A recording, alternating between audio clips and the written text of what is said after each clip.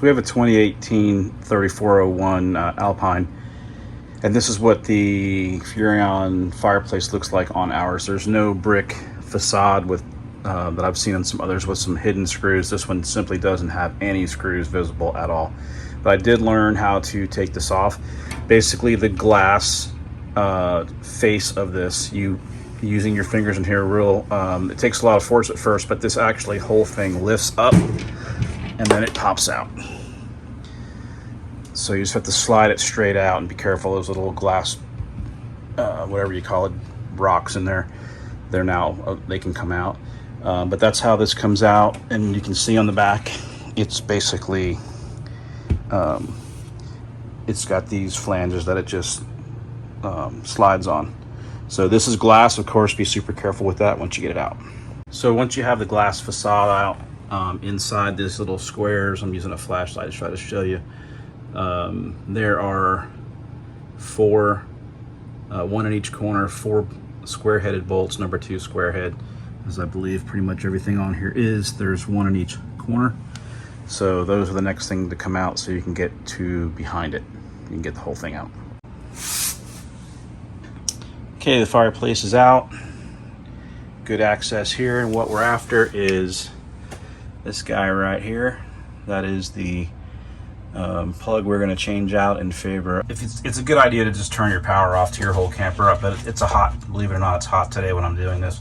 So I have left my power on, but turn the breaker off to this plug, and before I mess with it, I am confirming with my multimeter that I have no power, zeros.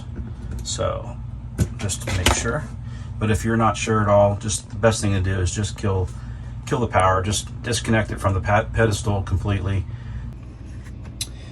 Okay, I've removed the box from the wall to make it easier to work with. This is the factory box. This is that quick connect. I forgot the exact name of it. To remove the wires, you'll need to get to the back side. There are 4 tabs right here through these little square holes. I've already pushed down on them. There was gray plastic sticking up through each of those 4 holes. Just press down on it real hard with like a Phillips head screwdriver, and then it pops off. All right, that's the back side. And this is what we're going to get rid of, because the way these are put in, and it's done for speed at the factory, big surprise, but they just literally push these wires in between the connectors, and it pierces the jacket of the wire, and that's fine as long as everything holds tight in there. But over time, these things heat up, they expand, they contract, and eventually they start to lose a good contact. And when you have a bad contact, when you're flowing high amps like through the fireplace or a space heater, bad connection equals more resistance, which jumps the heat up, and this plastic box is not going to hold up well on that. This one looks good, which I'm happy to see, but we're still going to get rid of it. Okay, to get the wires out, you just basically pull them out of the back of that box. There is plenty of wire in here. You'll probably have the same thing. So I'm going to take a razor knife, very carefully strip away some of this yellow outer jacket to get some more room to work with right here. Just be careful if you do that you don't nick the actual wire. And in case you don't know, you're going to have 3 wires in here. Basically, the black is hot, the yellow or the white is your neutral, and then you've got the bare copper wire, that's your ground wire. And it's very, very simple. I'll show you how this hooks up, and this is going to be pretty much the same thing for any outlet you change in here. Also, Chuck has mentioned this before. Those are some of your quick connects in here. I'm going to eventually replace those with actual junction boxes. Again, those are done for speed when they assemble these things. They look good so far, and that's fine, but eventually I'm going to replace those with regular junction box. If you've never done this before, when you're installing the new plug, strip enough wire here, and I like to make myself a little horseshoe at the end, and I'm going to put that over that terminal screw right here. You want to put that in the direction that you're going to tighten it down. In other words, that screw is going to turn to the right clockwise, and I personally just think it's better if it goes on like this. And so as it's turning, you're tightening down. It's not trying to push that wire out as much. Also, once I get it on the other side of the head of the screw, like that, I'll use needle nose pliers to close that connection down, and then I'll tighten it. Okay, I have the connections made. In case you don't know, on the back of the receptacle, it will actually tell you what color wire. It will say white wire to this side.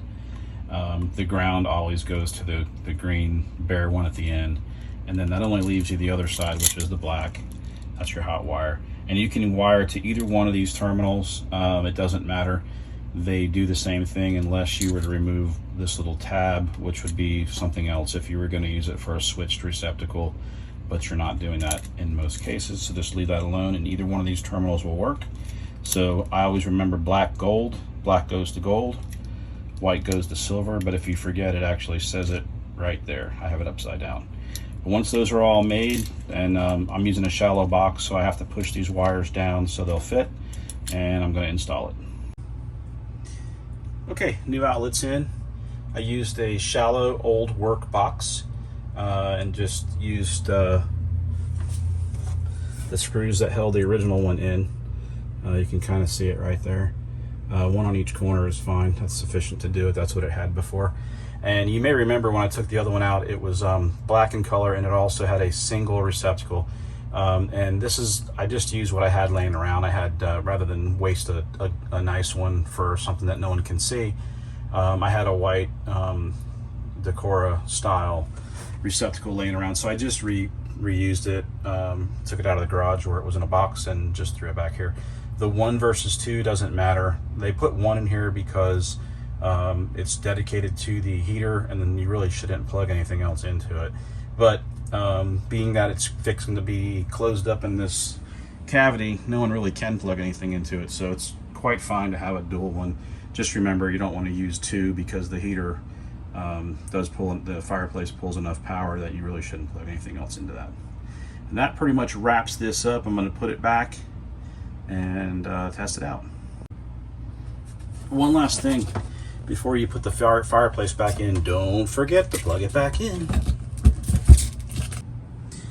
Alright, I'm going to test it now. I've come back over to my panel, and we're going to talk about this panel here in a minute. I want to show you a couple things, but here's my fireplace breaker.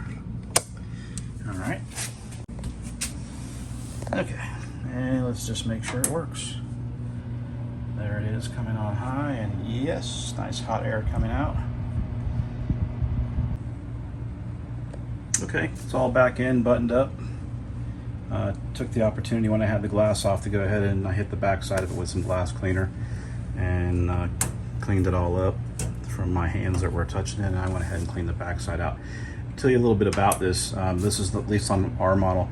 I looked on the specs on the back while I had it out, and on high, this is 1500 total watts that it's drawing. So at 120 volts, 1500 watts is pulling about 12.5 amps.